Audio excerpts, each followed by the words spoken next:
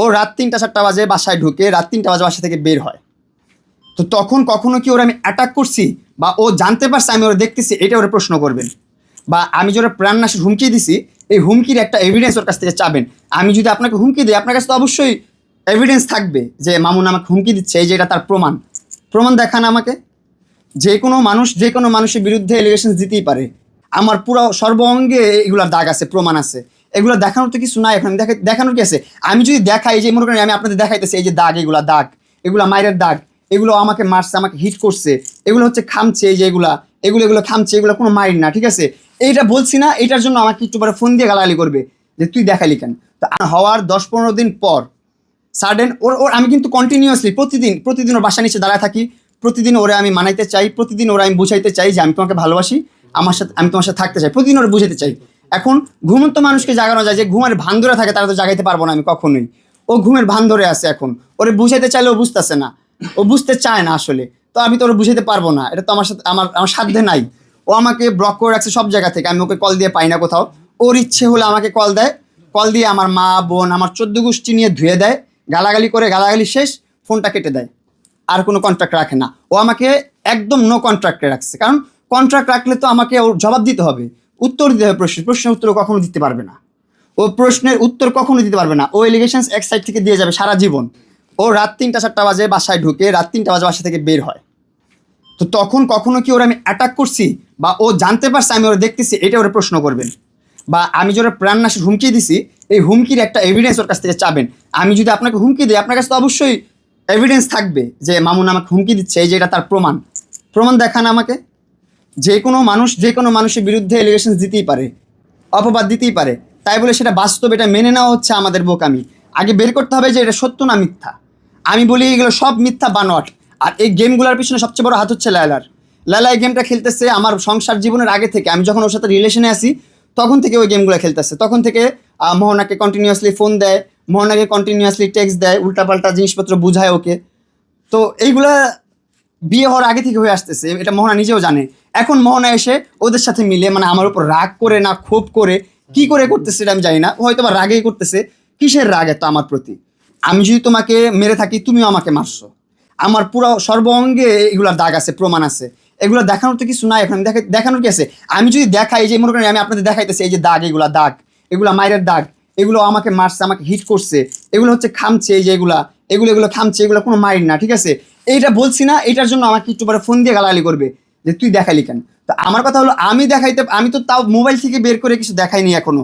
আমি যদি মোবাইল থেকে বের করে দেখাই তোমার বিহেভিয়ার কি করছো তোমরা, তাহলে তোমরা নিতেই পারবা না, তাহলে তোমরা রাস্তায় বসে যাবা। আমি তো চাই না, আমি তো তোমাদেরকে ভালোবাসি। আমি তোমাকে ভালোবাসি দেখে তোমার মাকেও শ্রদ্ধা করতেছি এখন পর্যন্ত। তোমার মাকে যদি কিছু বলে থাকি, এটা আমার ব্যক্তিগতভাবে বলবো। তোমার মা, আমি তোমাকে নিয়ে গেছি 18 তারিখ সেপারেশনের পর, তোমাকে আমি নিয়ে গেছি যে বোঝানোর জন্য, একটা বাসায় নিয়ে গেছি, আমার একটা ফ্রেন্ডের বাসায় নিয়ে গেছি, যে তোমাকে আমি বুঝাবো। সারাটা রাত তুমি আমাকে মেন্টাল টর্চার করছো। আর আমি যখন নিয়ে গেছি, মানে সাথে সাথে ওর মা আমাকে কল দিয়ে গালাগালি যে তুমি আমার মেয়েকে কেন নিয়ে গেছো, এটা বলে এমন অকথ্য ভাষায় গালাগালি করছে ওর মা আমাকে, যা আমি মুখে প্রকাশ করতে পারবো না। আমার মাকে ফোন দিয়ে বলতেছে, এই মহিলা, তোর ছেলেকে কি আটকে রাখতে পারোস না? তোর ছেলেকে যেদিক দিয়ে যা তা ব্যবহার, সব কিছুর কল রেকর্ড আমার কাছে আছে, আমি দেখাইতে চাই না। আমি জাস্ট এতটুকু বলে দিলাম যে ওদের বিহেভিয়ার খুব বাজে আমার সাথে হচ্ছে। আমি লাগাইছি, কেন লাগাইছি? এটা বলে আমি নাকি ক্রিমিনাল। আমি যদি ক্রিমিনাল হয়ে থাকি, তাহলে এখন পর্যন্ত মোহনার একটা ভিডিওকে আমি আপনাদেরকে দেখাইছি? একটা বাজে ভিডিও, একটা বাজে ব্যবহারের ভিডিও বা একটা নেশা করার ভিডিও, কোনো কিছু আমি দেখাইছি আপনাদেরকে? আমি যদি দেখাইতাম তাহলে হইলাম আমি ক্রিমিনাল। কিন্তু মোহনা যেটা করছে, সেপারেশনের পর ওর বাসা থাকে, আমি আমার বাসায় থাকি, এরপরও আমি ওর বুঝাইতে গেছি।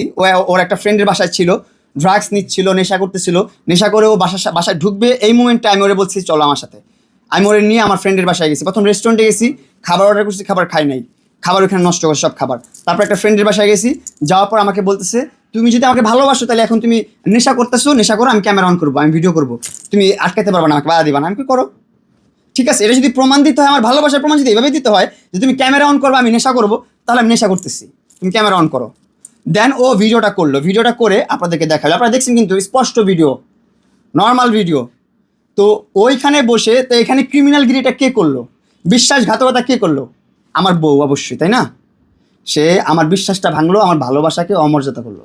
মর্যাদা দিল না। ও স্টিল আমার ওয়াইফ, ও স্টিল আমার বউ।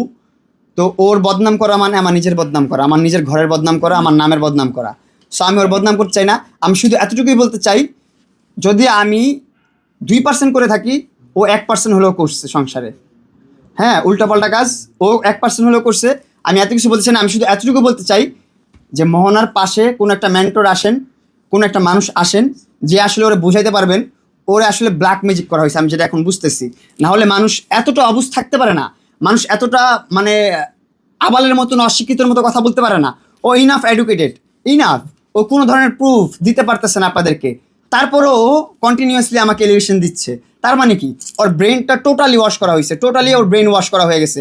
লিখুন, 18 তারিখ তো আমার সেপারেশন হয়েছে, 2 তারিখ প্রেস কনফারেন্স প্রথমবার করছে, আজকে 11 তারিখ, আজকে ওর প্রেস কনফারেন্স করছে। আমি জানি না 2 দিন পর পর আর কি হইতেছে। 2 দিন পর পর এই আপনাদেরকে কিন্তু বলছে যে আমি কাবিন ব্যবসা করব না, আমি মামলা ব্যবসা করব না, আমি আরও কত কিছু আছে না, ভিউ ব্যবসা করব না, এগুলো বলছেন আপনাদেরকে। কিন্তু কি এগুলাই করতেছে শেষ পর্যন্ত।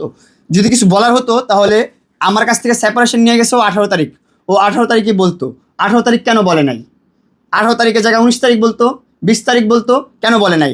ও বলছে ওর বাবা অসুস্থ, ওর বাবা মরণবেদির রোগে আক্রান্ত, ওর বাবা মরে যাবে, ওর যেতে হবে ময়মনসিং ইমিডিয়েটলি, এখন সেপারেশন লাগবেই। সেপারেশন নিয়ে তারপর ও ময়মনসিং যাবে। কিন্তু সেপারেশন নেওয়ার পর এখন পর্যন্ত ও ময়মনসিং যায় নাই, ও ময়মনসিং যায় নাই, ওর বাবার কাছে যায় নাই, এবং ওর বাবা ওর বাসায় আসছে। ওই মরণবিধি মানুষ বাসায় চলে আসছে হেঁটে। বুঝছেন কীভাবে গেম সাজায়, কীভাবে গেম খেলে।